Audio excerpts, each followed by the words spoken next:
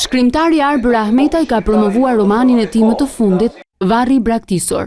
Kjo është një vepër e cila shpreh një mesazh mjaft interesant nga ana e autorit, reduktimin e njerëzit nga mungesa e lirisë. Është pjesa e dytë e një libri që më përpara është prezantuar lexuesit shqiptar në vitin 1993. Një pjesë e personazheve lëvizin nga libri i parë në librin e dytë.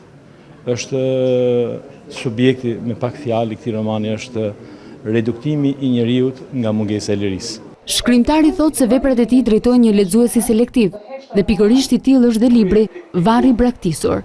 Edhe pse është roman, kërkon impenjim në lexim. I drejtohet një lexuesi shumë selektiv, nuk është një libër që lexohet në weekend ose nuk është një libër që merret me vete në plazh, nuk është një libër që merret me pushim, është një libër që merret nga njerëz që e kanë pasion leximin, kërkon energji. Është një libër që ka një gamë relativisht shumë të gjerë të emocioneve dhe të kapacitetit për të bërë njerëzit të reflektojnë mbi idetë që jep libri, që nuk janë ide të mëdha, ide heroike, por janë ide që ne i përjetojmë çdo ditë.